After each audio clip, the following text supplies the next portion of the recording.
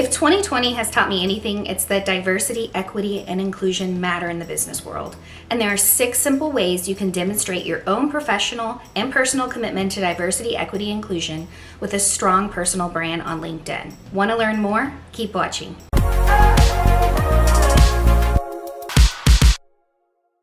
Hi, I'm Jessica Aries, a digital marketing strategist and trainer for lawyers and professionals.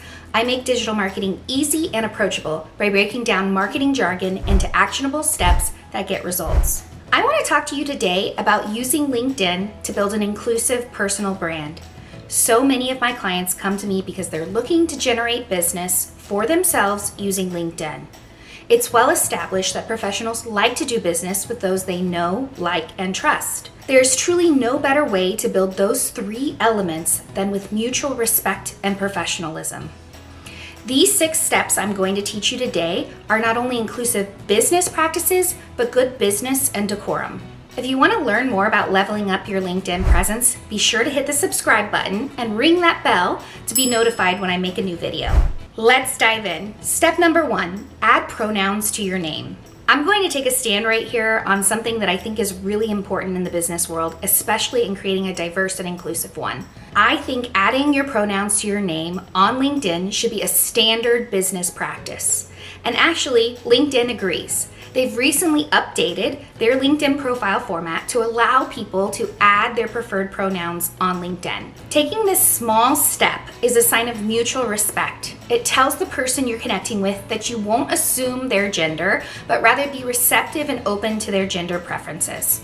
Furthermore, it's a best practice to never presume someone's gender in general, because the ramifications of such a mistake can be utterly embarrassing. I've personally seen this have terrible consequences when a professional is unfamiliar with the gender or naming conventions of a particular region, country, or area, but makes an assumption nevertheless.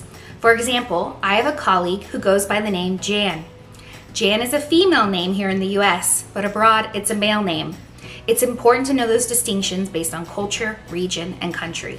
Thus, it's dangerous to make so many assumptions about a person's gender and how they wish to be identified. Allowing for the space to be inclusive can help you avoid business faux pas. Number 2, include a pronunciation for your name on LinkedIn. We make a lot of assumptions that those interacting with us on LinkedIn are familiar with our culture and our pronunciations of our names. There's a simple way to make it easier for everyone you're interacting with. LinkedIn has a built-in pronunciation tool right next to your name, which makes it easy for your connections to learn how to pronounce your name and vice versa.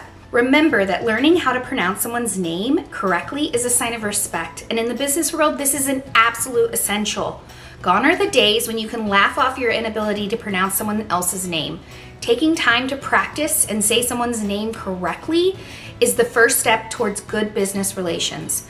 So update that section of your profile. Simply click the pencil tool and record a name pronunciation for your name, then upload it to LinkedIn.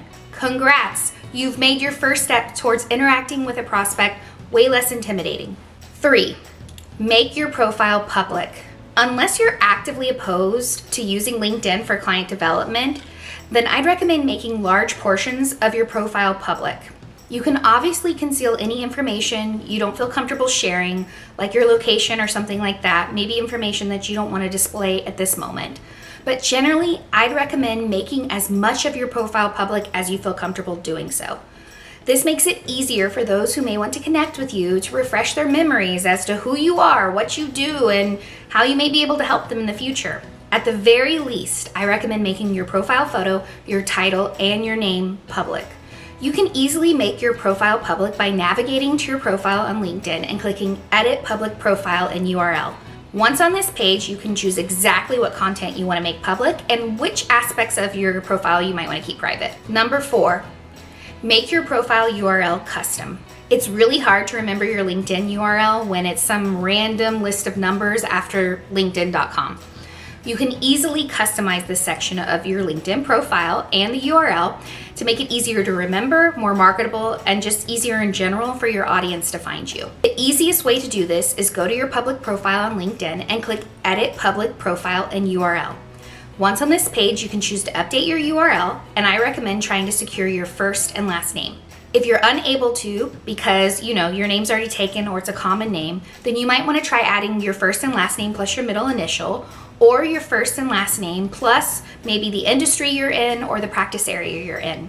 Worried you'll pick the wrong URL? You can always update it later. So if you switch practice areas or switch industry focuses, that's no big deal. But you do want to try to choose something that's semi-permanent, because you don't want to have to be constantly updating that and sending it around to everyone you meet and having to tell them you've updated it again. Number 5, add image descriptions to your social media posts. One simple yet often overlooked way to make your social media post on LinkedIn more accessible is to add alt text to the images that you upload as content. Alt text is used by screen readers to make images and other content more accessible to the visually impaired. It also makes your images more SEO friendly and helps LinkedIn's algorithm associate the content of your post with the content in your images that you upload to social media. It's very easy to add alt text to your social media posts. You simply need to upload the image you'd like to share and then add a description of the content. Remember, the more specific you are when writing and descriptive in the alt tag, the easier it is for the visually impaired to identify what it is you're sharing. However, don't make the mistake of being overly verbose or keyword stuffing. This is a bad practice. In other words, your alt text should truly reflect a description of what's in the photo you're sharing or the content you're sharing. Don't just stuff a bunch of keywords related to your in particular practice, like business formation attorney, LLC attorney, attorney, Austin, Texas, all in there, because honestly, it's bad practice. Number 6, diversify your recommendations. I want to say a word on this really quickly. Many large law firms have social media policies that limit the amount of recommendations, client recommendations, and information they can collect from clients. So you definitely want to comply with your law firm's social media policy in place. However, if your law firm doesn't have a social media policy that prohibits the request of recommendations and allows you to solicit those types of recommendations from your clients, then I recommend looking hard at your recommendations to determine if they're diverse and inclusive of the entire type of audience you'd like to attract as clients. Do all the recommendations tend to skew towards one demographic or another? I see this a lot with many of my clients who feel most comfortable asking for recommendations from their own clients who are most similarly situated to them. Yet they're open and want to be inclusive to all types of clients. Consider diversifying your recommendations, requesting them from both small and large organizations, from various demographics of individuals, such as males and females, and from those who have worked as clients of yours, as well as those who've been your colleagues. Remember that the more diversity you add to your recommendations, the more your ideal client can envision themselves as your client, because they'll feel included among their peers. Now that you've armed yourself with these 6 easy steps to make your LinkedIn profile more inclusive and accessible, be sure to check out my LinkedIn for Client Development cheat sheet. You can download it for free. I'll link it below. If you found this video helpful, please comment below with the word inclusion, and I'll make more videos related to diversity, equity, inclusion, and digital marketing. There's so much more to expand on. And finally, if you found this video helpful, please share and like it with anyone you think might find it helpful too.